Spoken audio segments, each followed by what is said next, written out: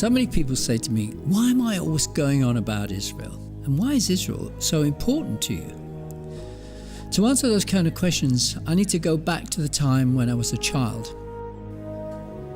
It would have been in the 1950s when I first saw on TV those horrific scenes of the Holocaust. And I asked my parents, why didn't anybody in your generation do anything about it, to stop it?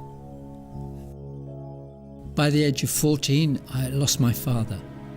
I left school at 15 years of age and moved to London from my family home in the north of England in search of work. And by the time I was 16, I had my career in the music business with famous pop groups and with the creme de la creme, the Beatles management company, NEMS Enterprises, which belonged to Brian Epstein and Robert Stigwood, who at that time had just signed the Bee Gees. Even with all this air of fame and fortune, it was empty to me. As Solomon said, all is vanity, like chasing after the wind. Around this time in my life, 21 years of age, I'd already begun to be disillusioned with life. I started reading the Bible and was particularly enamored with the words of King Solomon. I related to much of Solomon's words of wisdom, although they be a bit melancholy at times. I also started to learn about the history of Israel, reading from what Christians call the Old Testament. It was like reading a history book, his story, for this is not man's account of the history of Israel, but God's story. My eyes of understanding began to be opened, and it was so clear to me, firstly, that the land of Israel was given to the descendants of Isaac and Jacob, and not to the descendants of Ishmael. Two distinct people groups, although blood-related. Today we would see these two people groups as Jew and Arab. So I began to understand why the turmoil in the Middle East. I thought to myself, this is never going to be settled by man alone, and it will not be settled unless there is a recognition of the inherent rights of the Jewish people to live in their God-given land, Israel. Once I had completely read the Old Testament, I eventually arrived at the New Testament, where I had a revelation when reading the words of the Apostle Paul, first recorded, I would say, around about mid-first century. Apostle Paul, a most wise and learned man, who when writing to the believers in Rome, where he posed a question in Romans chapter 11, did God reject the Jews? Never, was his reply. And alongside other profound comments which this Jewish believer mentions in the book of Romans chapter 11, Paul spoke directly and firmly to the Gentiles who had become followers of Jesus of Nazareth by very much rebuking them because of their ignorance and arrogance. For some of these Gentile Christians were basically thinking that they had somehow superseded the Jews. I was astonished when I first read Romans chapter 11, and I tried to share this same revelation with my church at that time, who basically told me to get lost. So I did. This led to me making arrangements to drive to Israel on my own in a little VW van, where I worked on a kibbutz, Kfar Blum, in the Upper Galilee. This was to be, and still is, one of the highlights of my life.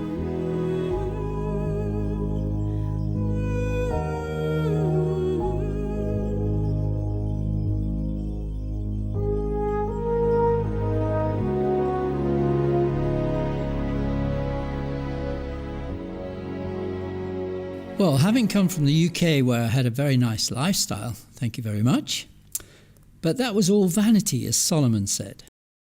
And for living on the kibbutz was such a simple and uncluttered lifestyle, just a bed in a room and food for the day. Getting up at the crack of dawn to start a day's work, picking apples or cotton. I recall being paid around $4 a month, I think it was, for my labour. Wow. You don't do this for the money, but out of love and commitment to Israel. I spent a total of 3 months in Israel, travelling from the north, Kiryat Shmona, to Ras Mohammed in the Sinai Desert, and trying to meet as many Jewish people along the way as I possibly could. The day I left Israel in October 1979 was one of the saddest days of my life. As I drove my little van into Haifa port to start my journey home to London via Athens, I wept. I did not want to leave. Since that time in 1979, I've been to Israel numerous times, probably as many as 20 times. I can recall clearly when God gave me the privilege of starting Revelation TV, and it was one day during a live TV show that I said on air, "Who wants to come to Israel with me?" Immediately, inquiries started to come into the office. And it was Tim Vince who began to organise everything for our first tour group to Israel. For I was far too busy trying to keep the wheels of Revelation TV turning, and I was oblivious to how the numbers were growing of those coming with us. Imagine this. When I turned up at the airport, I saw so many smiling faces, and I thought there must be someone famous behind me. So I looked behind me and I saw no one. And then I realised, to my amazement, that they were all looking at me. There were 720 dear folk all lining up to get on 3 planes. My, what a thrill that was, despite it being at the time of the Second Intifada, for we all were still trusting that Israel was the safest place to be. And now, over the 15 years which Revelation TV has been broadcasting, thousands of our dear viewers have also been to Israel, for they too have also come to a more enlightened historical and biblical understanding of Israel and the Jewish people, which includes their right to live in their God-given land. Now, looking back at the time when I had no one to share my revelations with, I've been so blessed and privileged to have been given the opportunity to broadcast these vital truths to so many people. So I hope this answers the reasons why I go on about Israel all the time, and why the re-establishing of the state of Israel just had to come to pass. Look what God did for me and for you. He educated us. He enlightened us. So let us continue in this battle for truth, as Benjamin Netanyahu once said to me. I just wanted to say that we acknowledge and deeply regret that what Christians have done over the last 2,000 years. But even in light of that, would you comment on the role that Christians are playing today in a positive way? Well, I think what's happening here is a very positive thing. I think the work that Willem has been doing and all of you are doing in supporting the state of Israel, the rebirth of the Jewish people in their land, is the most positive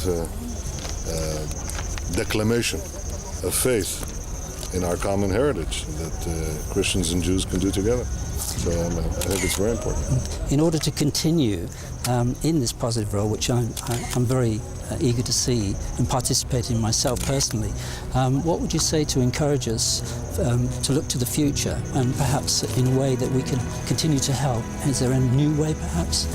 Well, I think it's spreading the truth about Israel as opposed to the many falsehoods that are leveled against it. You spoke about the evils of the last 2,000 years. Those evils were made possible because of defamation, because of vilification, because of the lies that were spread about the Jewish people. And always, physical brutality was preceded by a web of lies. I think that working the other way, building a bastion of truth about Israel and the Jewish people and the Jewish state, is the greatest corrective of that. And fortunately today we have a Jewish state, and we have many Jewish and many non-Jewish friends that can fight the battle of truth, which I believe is the most important battle for the future of the state of Israel. Thank you very much. I agree with you entirely with that. I appreciate it. Well, what Netanyahu said to me some 20 years ago, establish the truth about Israel and combat the web of lies, has emboldened me to do just that, alongside my small Gideon's Army team. And, by the grace and favour of God, may Revelation TV continue to do just that. Thank you for letting me share this precious story. God bless.